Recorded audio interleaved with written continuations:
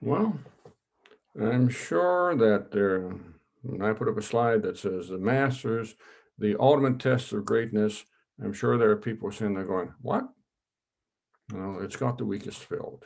Um, and, that's certainly the kind of like the reigning myth of the Masters in terms of how good it is as a test. Um, you do have a weak field, and we'll talk about it, but it's amateurs, and you've got ex champions who are well past their prime playing, and so on and so forth. It's there are weaknesses, and if you take a look at just the folks who do the official world golf rankings, they this is 2019, the last pre-COVID year. This is PGA 901, the Open. Interestingly enough, just a little bit below that. The U.S. Open, there's a gap between the Open, the British Open, and the U.S. Open. And then there's another gap between the U.S. Open and the Masters. And I think almost any year you're going to end up with something like this. You're always going to have the PGA at the top as the toughest, and the Masters at the bottom, at least mathematically the weakest. As we'll see, that's not true. And of course, the Open, U.S. Open probably flip back and forth. So, in any instance, let's take a look at this. How about some champions from the Masters? Nicklaus, six of his 18 majors are Masters. That's one third. Woods, five of his 15 majors are Masters. Uh, one third. Hogan comes in under 25%, but still two of his nine majors were Masters. Player, again, one third, 33%. Three of his nine majors were Masters. Watson, two of his 25% of his eight majors were Masters. And of course, in one, he took it away from Nicklaus, which says something about his intestinal fortitude. Then Snead, you know, three of his seven major Masters. And who would deny that Snead is one of the very great golfers of all times?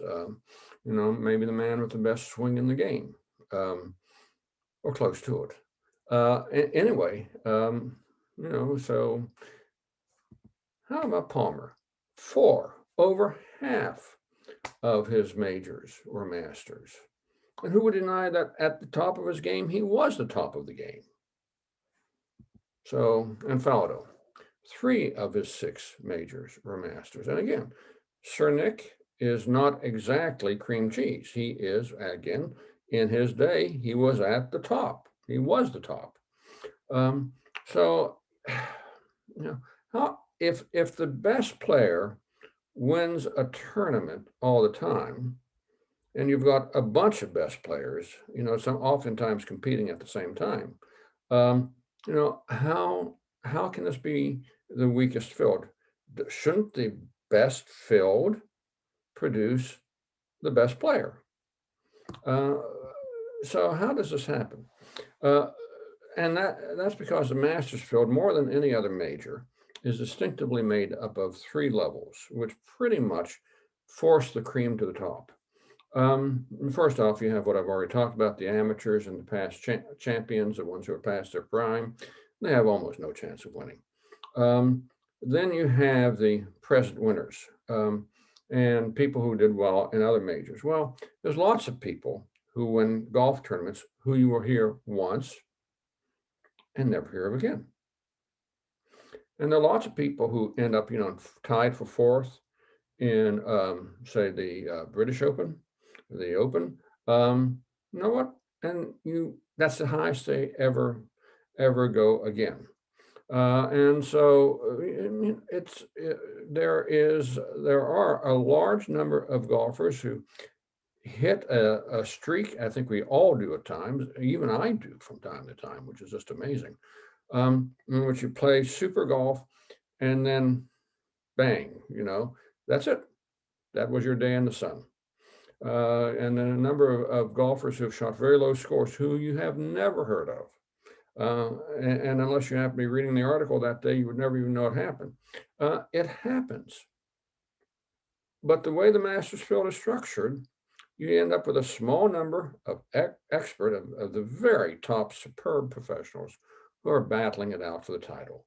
The Dustin Johnsons of the world, just as an example. So, but the chance of an outsider or a one-off obtaining victory, yes, it's there. It's possible. But what you've got are extremely good golfers who who have played the field before. Gary Player, I believe, played something like 52 Masters. It was an extraordinary number. And so, his his skill and his longevity. Do you know how well you get to know a course if you play it 52 times? I don't care if it's a course out back. You get to know it really well. So the chances of an outsider, as I say, a one-off winning is vanishingly small.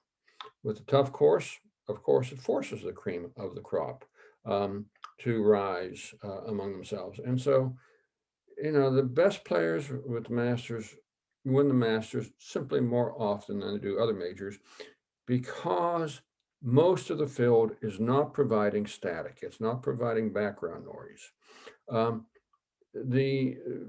Nobody, those middle layers of the Masters, they may get into it a little bit, but really when you come right down to it, again, with some exceptions, the Masters is a 4-day shootout among the best players in the world, and it produces the best golf, and it produces a tournament which actually crowns, in a way that the U.S. Open, the British Open, and the PGA do not. It actually crowns who the champion is, and I think that's important. So the reality of the Masters, Bobby Jones down there on the bottom did a great job in designing this course, and he designed it for the Nicklauses and for the Woods. And you know what? I don't think there's anything half bad about that. So everybody take care out there. We're on the verge of another Masters, and let's hope that this is a great one too. Everybody take care. Bye-bye.